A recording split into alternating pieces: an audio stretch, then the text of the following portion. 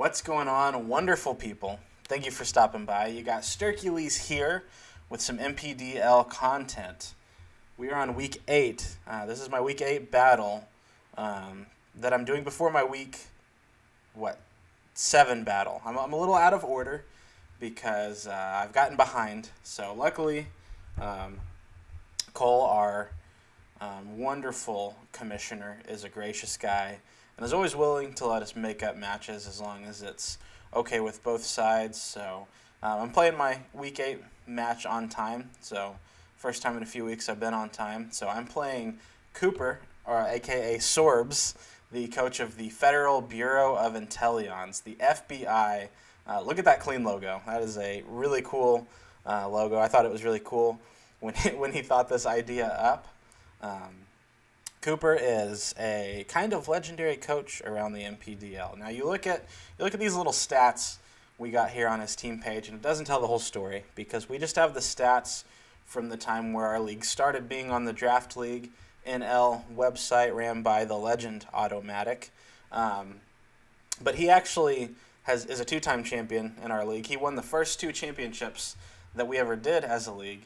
The first year he actually took over a team that I think was like 1-1 maybe, and he just completely swept through and just beat everybody. Literally did not lose a match the entire season. He did have 1 loss on his official record because he took over a team, but just came in and just swept us and then just won as a fill-in coach the first season, which was pretty awesome. He won the second season also. That was against me. Only championship I've made it to in the NPDL. And season 2 was actually also the last time I've beat Cooper. So this is season, 7? So I don't know if we've played every single season, but we've probably played most seasons. And I know we've played at least twice in the playoffs and a lot in the regular season. He's beaten me every time other than season 2.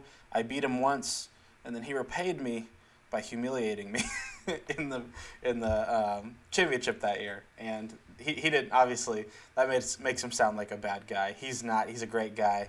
But yeah, he's had my number over the years, as he has with most people. He's just a great coach. And looking at his team, it is a pretty scary team. I mean, all you really need to see on a team to be terrified is Rillaboom. And as you can see from the stats, I got it kind of zoomed out so you can see that. Rillaboom's played well this year.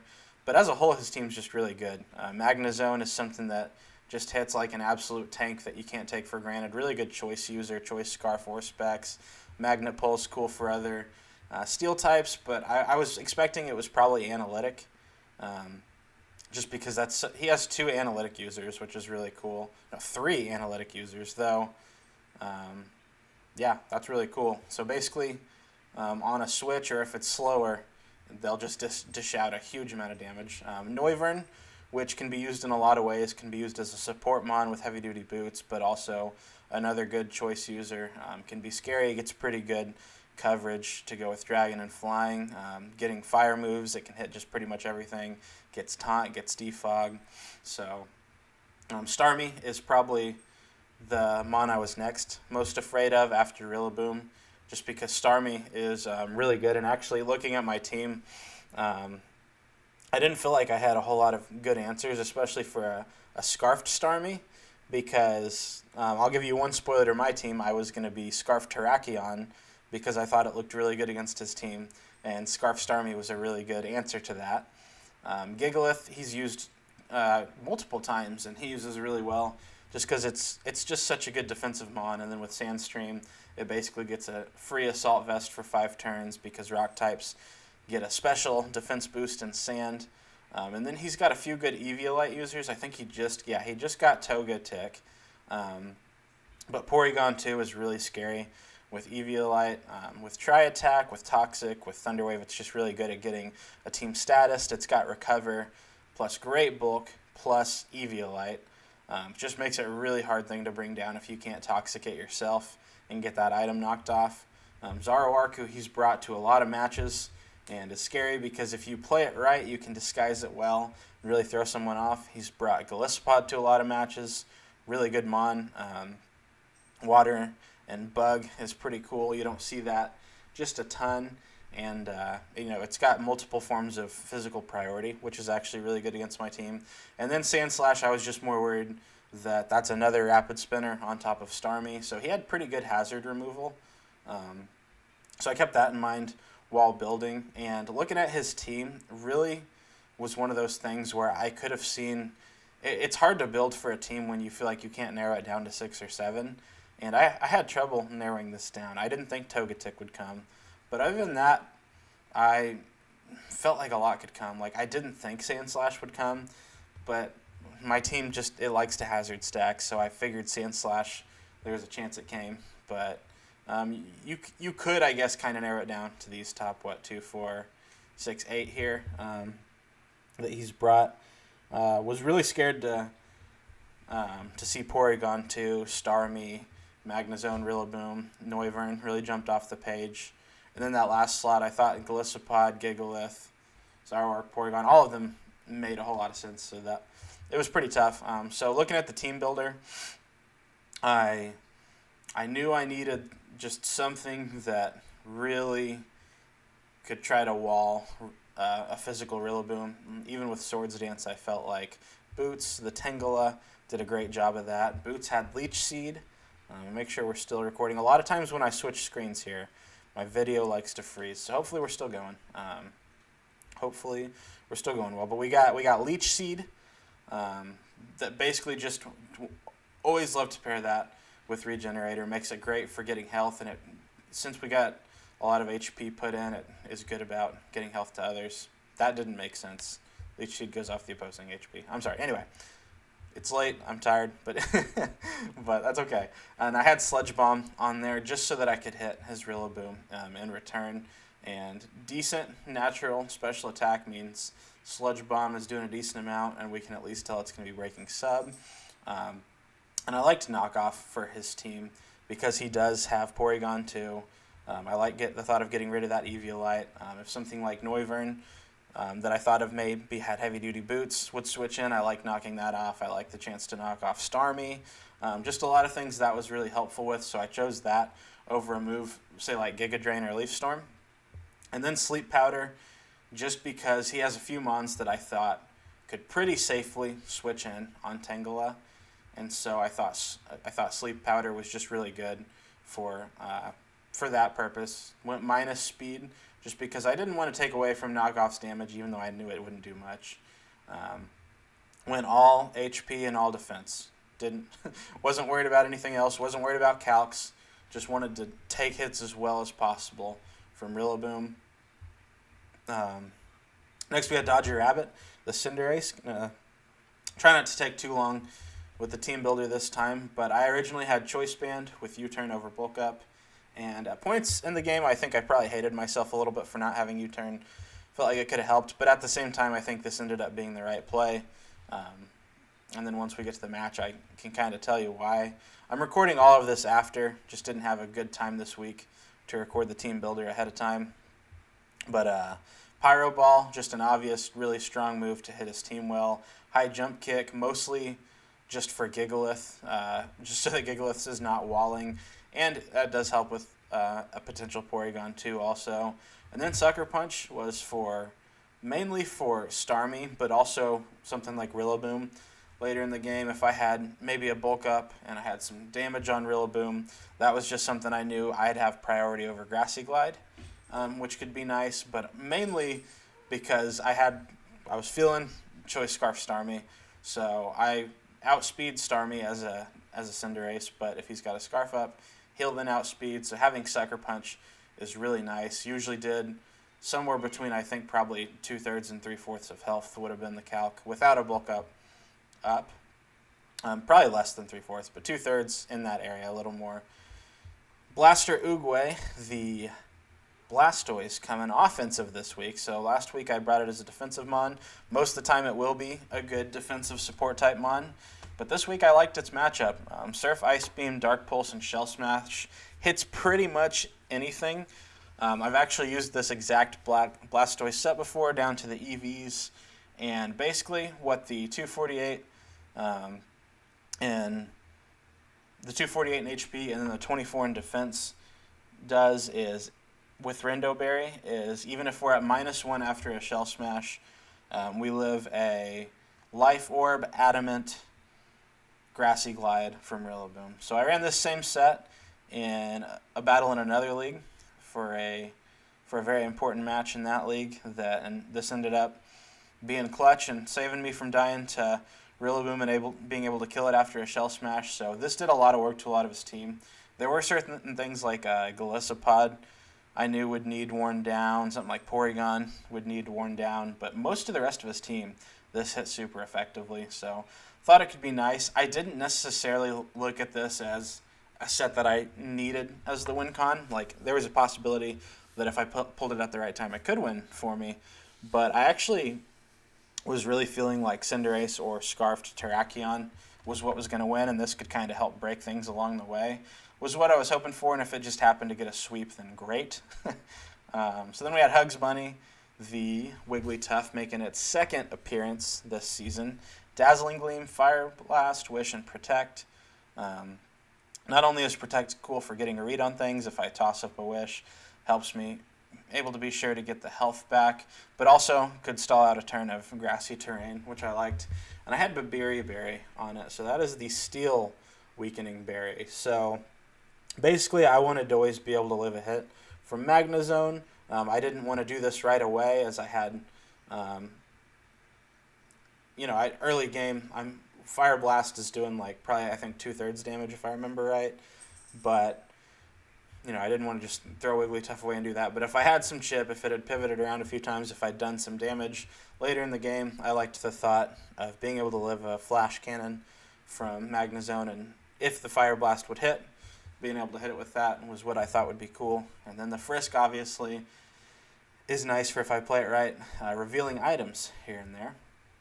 Caldrogo, the Scarf Terrakion. Scarf Terrakion is just so good. It's great with Swords Dance. It's great banded, but it's really hard some weeks to beat a good old Scarf Terrakion. Close Combat and Rock Slide. I decided to go Rock Slide over Stone Edge just because I valued the accuracy. And then same with X Scissor over Megahorn. More powerful moves, but sometimes you're just feeling like you're going to need the accuracy instead. And then I had Stealth Rock there as an option, and Choice Scarf, Stealth Rock, not always the best way to plan to get rocks up, but if you think something's switching in that you probably won't hit anyway, sometimes you get an opportunity to toss some fast rocks up there and then switch out. And then lastly, Trash Ketchum making another appearance, another defensive answer. I actually initially started off with kind of a more offensive set and decided to kind of go against that, realizing that it actually helped me a lot with Rillaboom. Gunk Shot, Stomping Tantrum, Corrosive Gas, and Toxic Spikes. What Corrosive Gas does is the same thing as Knockoff, it just doesn't do any damage. But that's a way to help me get rid of items, because I think items were really helpful on his team. He has some Mons that pair really well with being a choice user. He has Mons that like to run heavy-duty boots. He has a few good Eviolite Mons, so any opportunity to remove items is great. And then Gunk Shot really hits just most of his team pretty well outside of Magnezone. And I almost ran Drain Punch, but Stomping Tantrum did more. And, if for something like Porygon 2, I would rather try to poison it with Gunk Shot or get rid of it with Corrosive Gas. But the move I'm clicking most of the time is Toxic Spikes. He does have 2 good spinners and a good defogger, but hey, I still want to get Toxic Spikes up if I can, just because he doesn't have a grounded poison. And so, no matter who you're playing, if you see no grounded poison, that puts up a idea in your mind that you really want Toxic Spikes up. So let's go ahead and hop into this battle. That's the team. I liked it. I changed a few things. I think I initially had Claydol and decided that I thought Trash Ketchum was more helpful. And I forgot to say Shukaberry. This is another helpful answer for Rillaboom, because high horsepower, if grassy terrain is up, is his best way to hit this. We take a lot of hits the other way and can Gunk Shot back. And so with the Shukaberry, we'd be able to take a hit, even if he had started bulking up. I think we probably would have lived a Swords Dance 1-2 at full, but I'm actually not sure.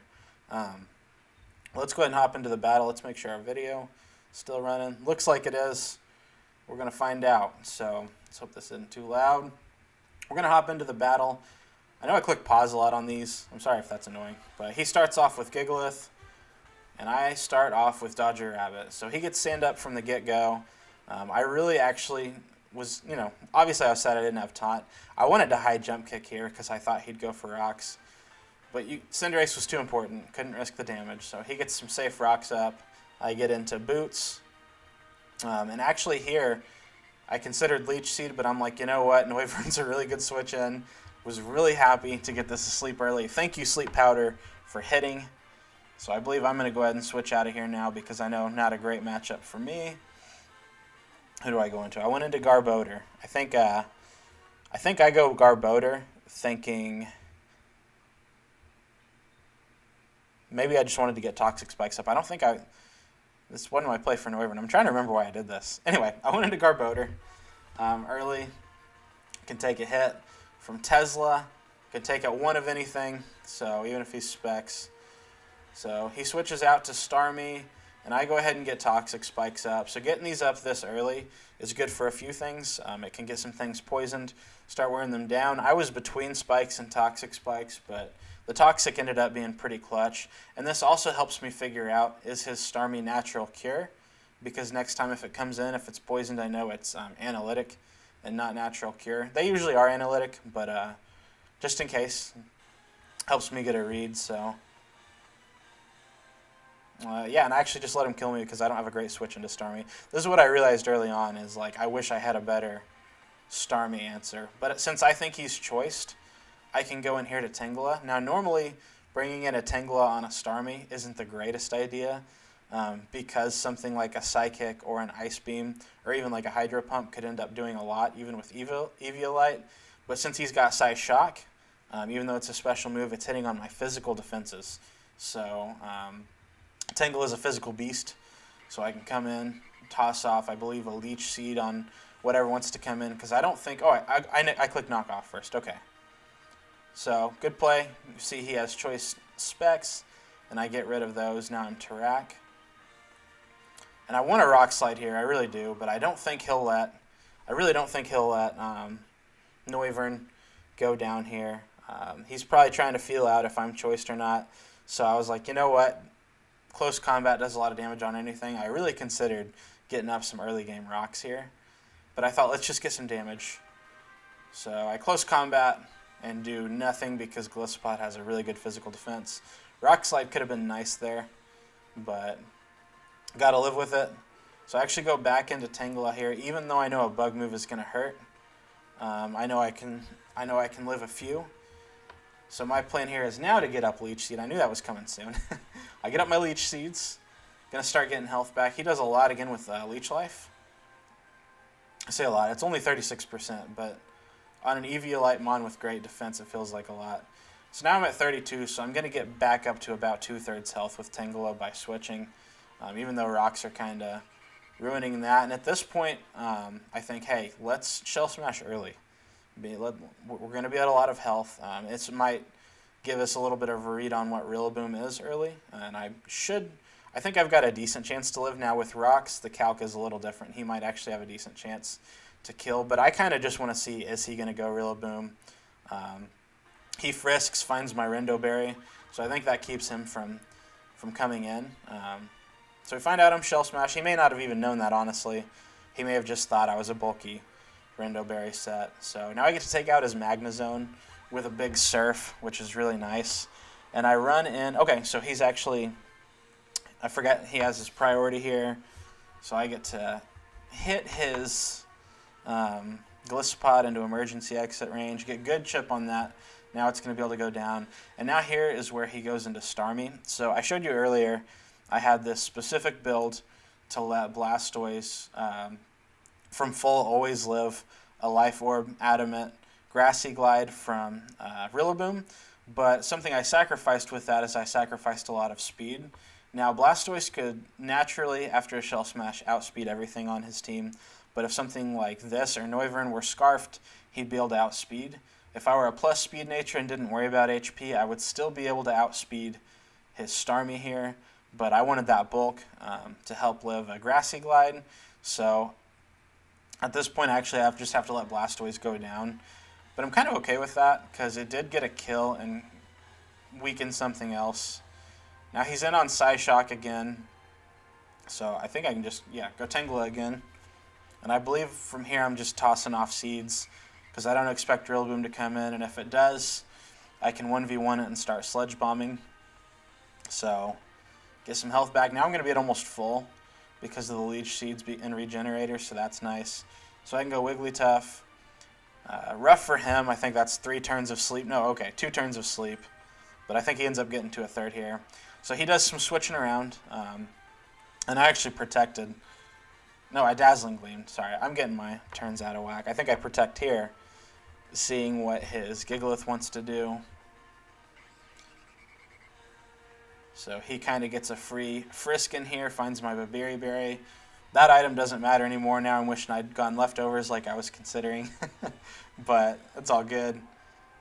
So I think I just toss off a Wish here, yeah.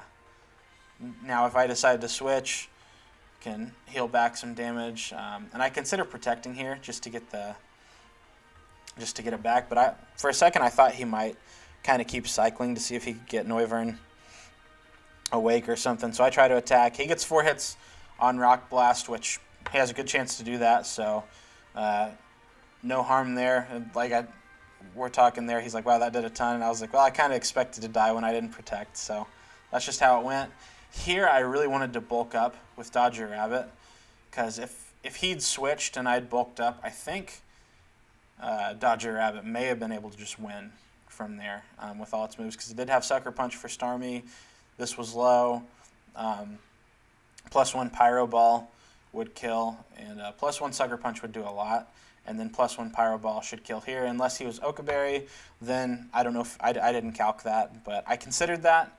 But I also knew that even at +1 defense, even something like Rock Blast just hitting a few times is going to do a ton, and I want to keep Cinderace healthy. So I just kill with High Jump Kick, and I was scared to miss or didn't know what to do there. So I go Caldrogo.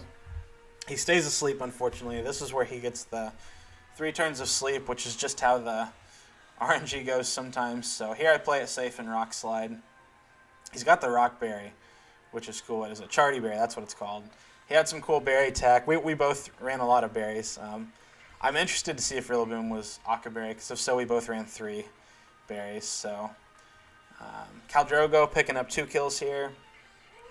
Starmie, I think Starmie switched out, thinking I would switch too, and it could kind of start to get a read. But honestly, at this point, I was kind of ready to let Terrakion go down if it needed to, and I thought that like a Psyshock I might be able to live. Hydro Pump obviously wouldn't have, but I was just ready to let it go down because from here I was pretty sure Cinderace could bulk up and win.